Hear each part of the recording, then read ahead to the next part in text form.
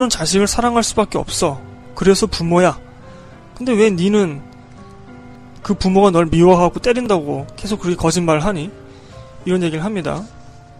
하지만 남지현은 그 말을 들을 때마다 송혜교한테도 반발을 하고 송혜교의 곁을 떠나고 뭐 합니다. 그럼에도 불구하고 계속 송혜교한테 돌아오죠. 그 이유가 사실 이 영화에서 결말쯤에 좀 설명이 되기 때문에 그 전까지는 왜 남지현이 계속 이렇게 송혜교한테 오느냐 뭐 이런 생각을 드실 수도 있는데, 그것을 잠깐 설명을 드리자면, 영화 초반에 보면은 남지현이 계속해서 송혜교가 베풀었던 그 용서에 대해서 딴지를 거는 것처럼 보여요.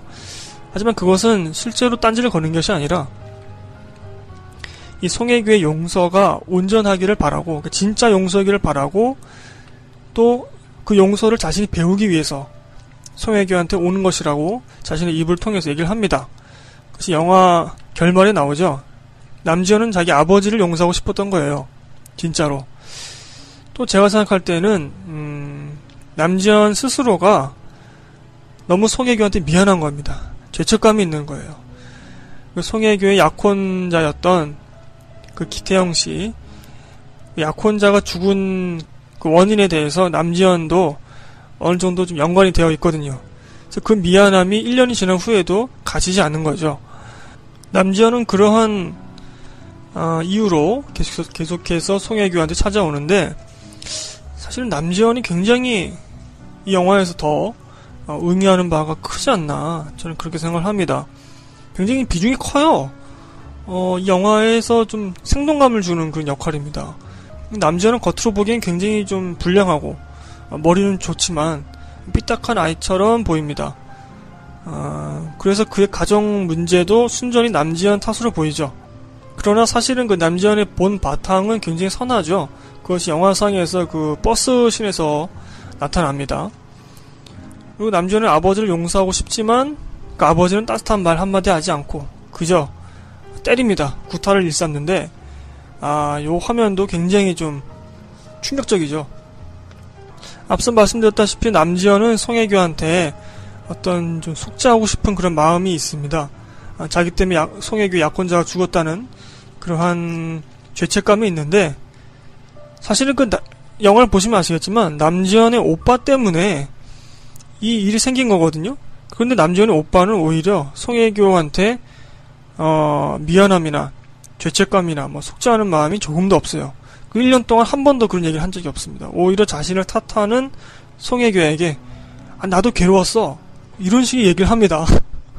말이 되는 겁니까 이게? 자기 때문에 약혼자가 죽었는데, 참 이런 사람들이 있어요. 적반하장도 유분수인 사람들이 있는데, 이 사회에 자기 때문에 아파하게 된 사람을 생각하지 않고 자기가 아픈 것만 생각하는 그런 사람들이 있습니다. 정말 상대하기 싫죠, 그런 사람들 보면. 이 송혜교와 남지현이 각각 말하고 있는 용서라는 것이 의미가 다르죠. 사실 이 송혜교가 용서를 했던 것은 정말 섣부르게, 정말 성급하게 용서를 베풀었던 건데, 그것이 진정으로 용서를 했던 것이 아니라 현실의 아픔과 자신의 죄책감에서 도피하려는 그런 속임수, 자기 속임수가 아니었나, 그런 생각이 듭니다. 그래서 남지현이가 이런 표현까지 써요. 약간 좀 오글거리긴 하지만 좀 이 영화가 좀 오글거리는 대사가 좀 많이 나옵니다. 그 심장에 용서라는 마취제를 뿌렸다, 뭐 이런 식으로 표현을 합니다. 그러니까 그 괴로움을 견딜 수 없기 때문에 아예 그냥 용서했다, 자신은. 그렇게 하고서는 자신의 아픔과 괴로움을 맞닥뜨리고 싶지 않았던 거죠. 그리고 그러한 가짜 용서로 다른 사람들에게 가해자를 용서하라고 그렇게 권유하고 혹은 강요했던 겁니다. 근데 영화가 진행되면은 한 중반쯤 넘어가게 되면 송혜교는 스스로조차도 용서를 못해요. 자기 자신을 용서하지 못하게 됩니다. 영화 대사를 통해서도 나오지만 스스로를 사랑하지 못하면 그 누구도 사랑할 수 없거든요. 왜냐하면 존재에 대해서 소중함을 알지 못하기 때문입니다. 근데 송혜교는 스스로를 용서하지 못하면서 어떻게 상대방을 용서한다고 했을까? 그러니까 그 용서가 가짜였던 거죠.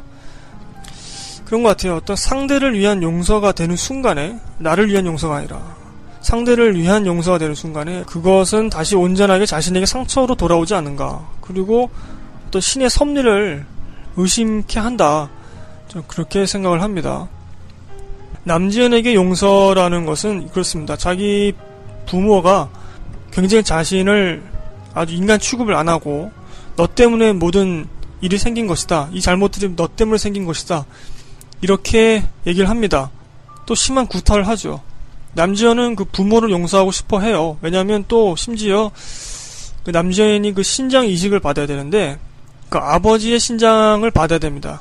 근데 아버지한테 그 말을 하기 싫은 거예요. 손을 내밀기 싫은 겁니다. 아버지가 너무 미우니까 신장 이식을 안 받으면 죽거든요. 그래서 극 중에서 이런 말을 해요. 미안하다고 나한테 사과를 해라. 그 말 한마디면 내가 지금까지 있었던 모든 일들을 다 용서하겠다.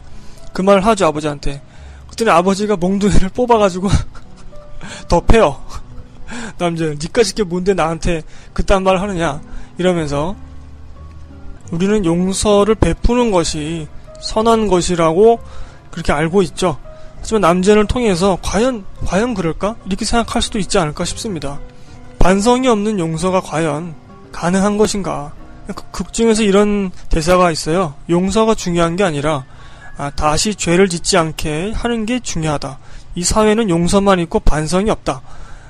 남자는 피해자고 아버지가 가해자잖아요.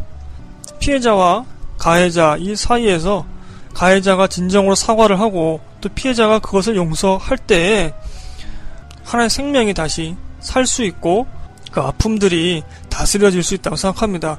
그것이 이제 상징적으로 이 남지현의 신장 이식을 통해서 거듭날 수 있는 그러한 상징으로서 그 얘기가 나오는 것이 아닌가 싶습니다.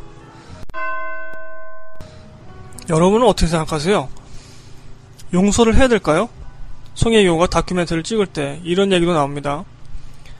자기 친오빠가 자기가 성폭행을 했어요. 그래서 여동생이 경찰에 신고를 하려고 했죠. 근데 엄마가 말립니다. 네가 잘못한 거 아니야? 이런 식으로 얘기를 합니다. 이 남지현 같은 경우와 그 여동생 같은 경우에 무턱대고 일방적인 용서를 해야 되느냐?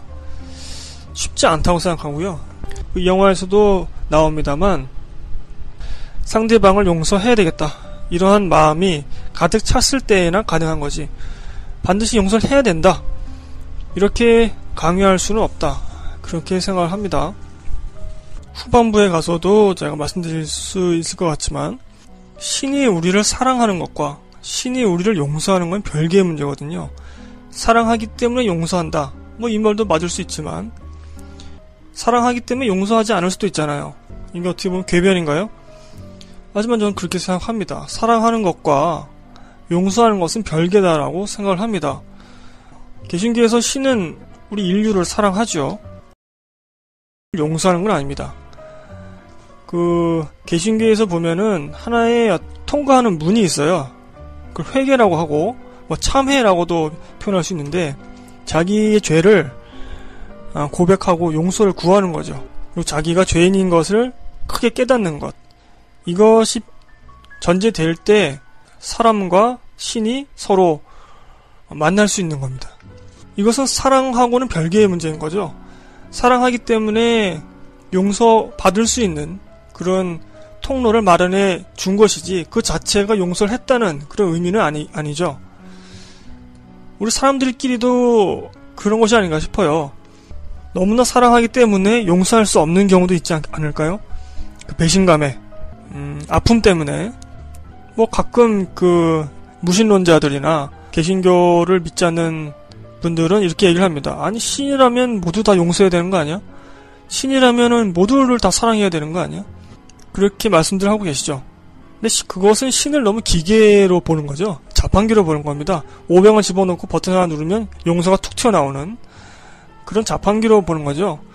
그것은 종교에서 말하고 있는 신이 아니죠. 여하튼 이 영화는 남지현과 송혜교를 통해서 두 여배우를 통해서 용서라는 의미를 다르게 말하고 있습니다. 뭐 송혜교도 그렇고 남지현도 그렇고 중반을 지나가면서 서로 태도들이 변하게 됩니다. 또 그러한 태도들을 쫓아가는 것도 이 영화의 주제를 살펴보는 그런 길이 되지 않을까 그런 생각이 듭니다.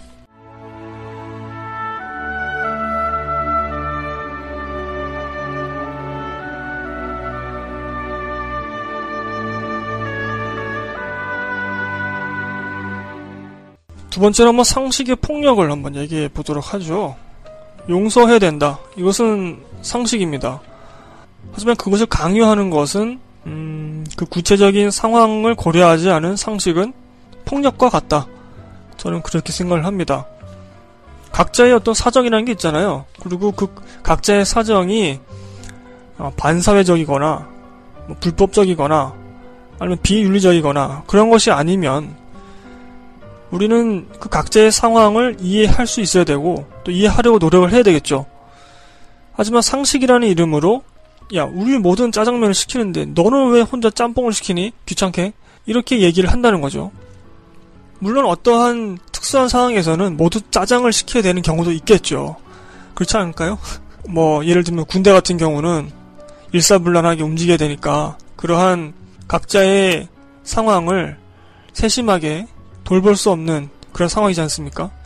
하지만 일반적인 사회에서 또 다른 의미로 이렇게 한번 볼 수도 있을 것 같아요. 예를 들면은 좀 엉뚱한 얘기긴 한데 교사는 학생을 사랑해야 된다. 사랑으로 가르쳐야 된다. 그러한 것이 이제 일반적인 상식이지 않습니까? 그런데 교사만 사랑해야 됩니까? 교사만 학생을 사랑해야 돼요? 학생은 교사를 어떤 식으로 대해도 상관없나요? 아니면 이렇게 또 생각할 수 있을 것 같아요.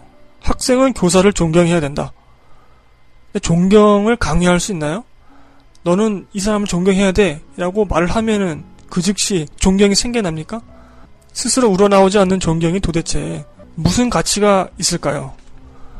무턱대는 상식은 이 사회를 좀 천편일률적으로 만들고 사람 그 자체의 좀 생동감을 없앤다고 해야 되나?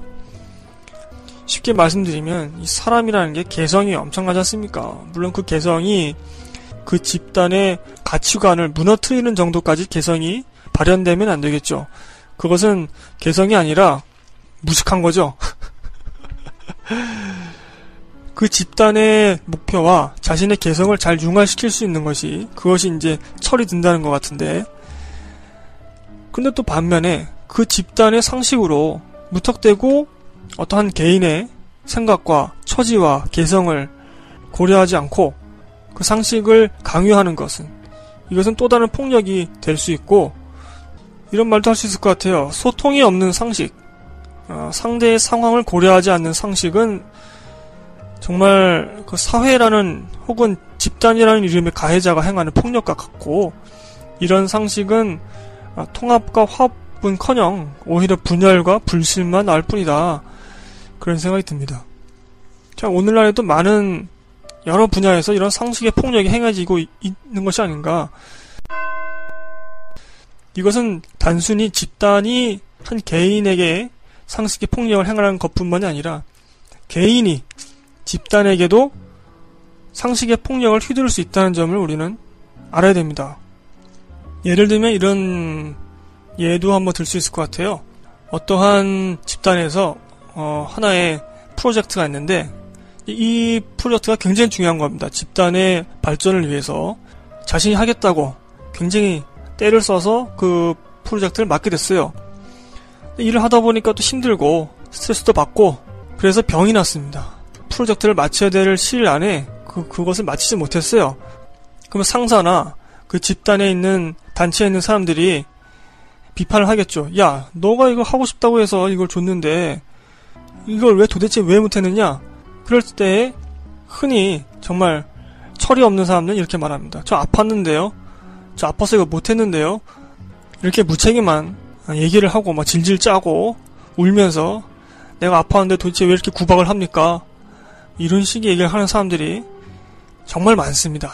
주변에도 많고, 오늘날에는 아픈 사람은 환자는 대우를 받아야 된다. 이러한 상식으로 말미암아 다른 사람들에게까지 어떤 상식의 폭력 그것을 행하고 있는 것이 아닌가, 그런 생각이 듭니다. 상식에 관해서 서로 소통이 필요하다는 것은 단순히 집단이 개인의 요구를 받아들이는 것뿐만이 아니라 개인도 집단의 요구와 가치를 받아들여야 된다는 것을